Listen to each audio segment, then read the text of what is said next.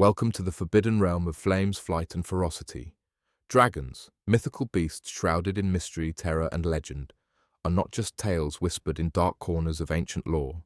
They are symbols of raw, untamed power. For centuries, these creatures have dominated the myths of every culture they touched. But were dragons just a fever dream of the ancient mind? Or is there a kernel of truth embedded in the fire-breathing giants of legend? This is not just fantasy. This is a bold expedition into the history, science, and symbolism of the most feared and revered mythical creature ever imagined. Brace yourself. The dragon is about to rise. Dragons are the only mythical creature found in nearly every ancient civilization, from the sun-scorched sands of Mesopotamia to the mist-covered mountains of China. But here's the riddle. How did societies that never interacted with each other create such a similar beast? Western dragons are fire-breathing titans of destruction, armed with wings, claws, and armor-like scales. In contrast, Eastern dragons are serpentine sky gods, wise and benevolent, riding the clouds like celestial serpents. The overlap is not accidental. The dragon, across cultures, is a primal symbol, a representation of the elements, a creature born of chaos and creation. Whether worshipped or hunted, feared or honored, dragons represent something deeper than mere myth. They are the coded language of nature's fury, the embodiment of what man cannot control. Could a creature breathe fire? Let's tear this question apart. Science scoffs at the notion, but then again, nature already gives us explosive chemical defenses. The bombardier beetle shoots scalding chemicals from its rear as a defense mechanism. The electric eel can stun prey with high-voltage pulses. The archerfish can shoot jets of water to knock insects from leaves. So is fire-breathing truly impossible? Not quite. Imagine a massive creature with an organ that stores methane gas, ignited with flint-like structures in its throat. The heat, the flames. It becomes plausible, not fantasy. Scientists have theorized that with a unique biological adaptation, a dragon-like organism could hypothetically breathe fire. Evolution is stranger than fiction. So, who's to say dragons didn't evolve? Perhaps on a timeline we've long since erased. For centuries, dragon bones have been displayed in temples and museums across Asia and Europe. Most of these turned out to be dinosaur fossils or misidentified remains of whales, mammoths, or crocodiles. But here's the twist. These discoveries sparked the dragon legends, not the other way around. Ancient civilizations dug up massive skulls and bones they couldn't explain. Without paleontology, they created dragons. In ancient China, the discovery of dinosaur bones in the Gobi Desert inspired the image of the Long, a sky-serpent dragon that brought rain and ruled storms. In medieval Europe, the skulls of prehistoric creatures inspired the tales of knight-slaying dragons to protect kingdoms. What we now label as legend may have been a prehistoric reality distorted by time and imagination. The dragons of old may have been mankind's earliest encounters with the fossil record, interpreted through fear, awe, and mythology. Imagine a creature standing 30 feet tall, wings spanning over 60 feet, scales that repel arrows, claws that slice through armor, and jaws powerful enough to crush bone. The dragon, as described in myth, was not just a beast, it was a biomechanical nightmare. Let's break it down. The scales act like natural armor, similar to crocodilian hide but stronger and more heat-resistant. Its wings, bat-like and muscular, suggest powered flight, perhaps like a pterosaur's. The tail is used for balance, like a kangaroo's, but also for whipping attacks. And then there's the fire-producing gland, a hypothetical but not entirely impossible organ. Its senses would be elite. Hawk-like vision, a serpent's heat detection, an eagle's hearing. This was a predator engineered by nature, or myth, for perfection. And that's what makes the dragon terrifying. It wasn't just a monster, it was an apex predator across land, air, and, in some myths, sea. While the West painted dragons as monsters, the East saw them as gods. In Chinese, Korean, and Japanese mythologies, dragons were wise, powerful beings, harbingers of rain, fertility, and cosmic balance. The Chinese dragon, or Long, was revered. It did not destroy, It created. It did not hoard gold. It bestowed blessings. The Emperor of China was considered a living dragon, the son of heaven. Dragons adorned imperial thrones, robes, and palaces. The image of the dragon was forbidden for ordinary people. It was sacred. Festivals were held in their honor, rituals performed to summon their grace. But why the difference in portrayal? Some scholars argue that the peaceful rivers and monsoons of the East bred a gentler image of dragons, while the harsher, war-torn histories of the West imagined dragons as monsters to be conquered.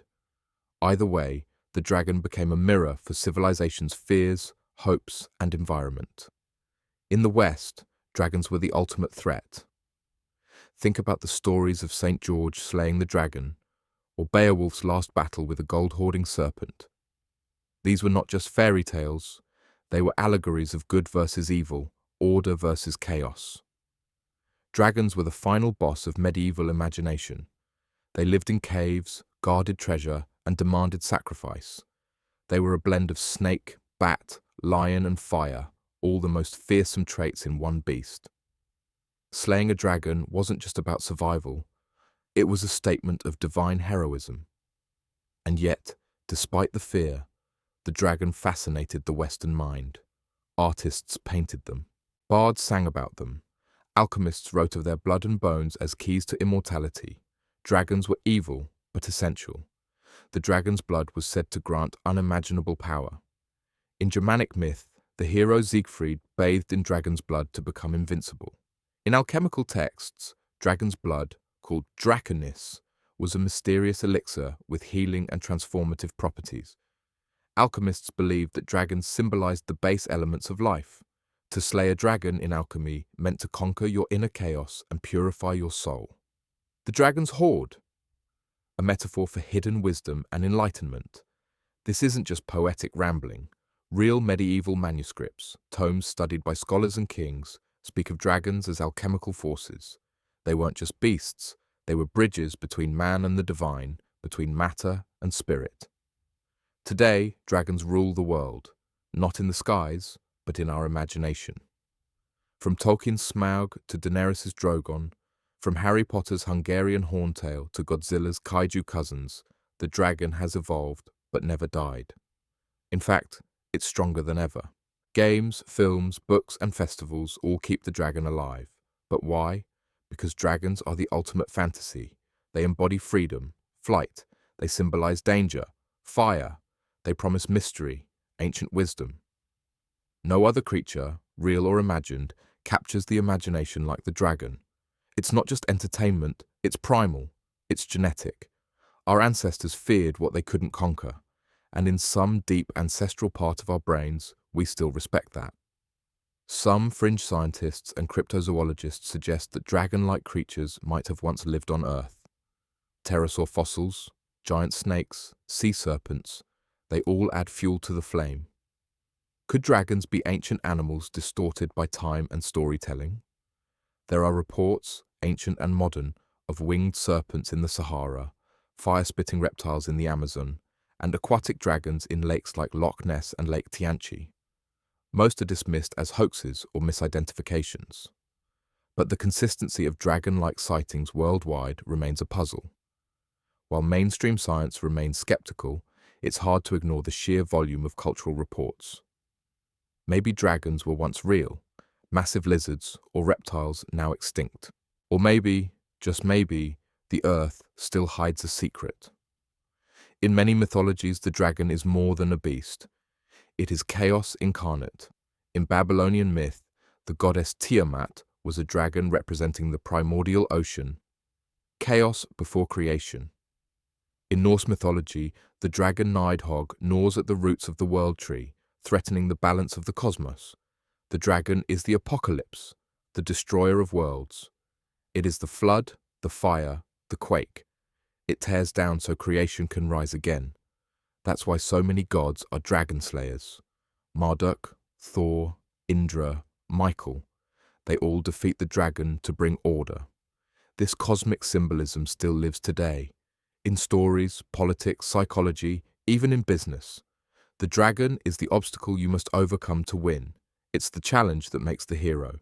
Without the dragon, there is no growth. Dragons tap into our deepest fears, the fear of the dark, the unknown, the powerful, the untamable. Carl Jung believed the dragon represents the shadow self, the part of us we must face to grow. The dragon is not just out there, it's within. The journey to slay the dragon is the journey inward. It's what every myth, every hero's journey ultimately comes down to. Face your dragon, conquer your fear, reclaim your power. And in that sense, the dragon is eternal, not because it breathes fire, but because it breathes truth. The dragon has ruled myth, history, religion, and art for millennia. It has morphed from god to demon, from protector to destroyer, from ancient terror to modern icon. It is the ultimate shapeshifter, a beast of legend, a symbol of chaos, a challenge to all who dare to rise. In a world that still fears the unknown and worships power, the dragon remains the king of mythical beasts. Not because it's real in flesh, but because it's real in meaning. The dragon will never die. It will evolve, it will rise again, and when it does, it will remind us. Some creatures are too powerful for extinction. Secrets of dragons, they're still alive, in bone, in fire, in us.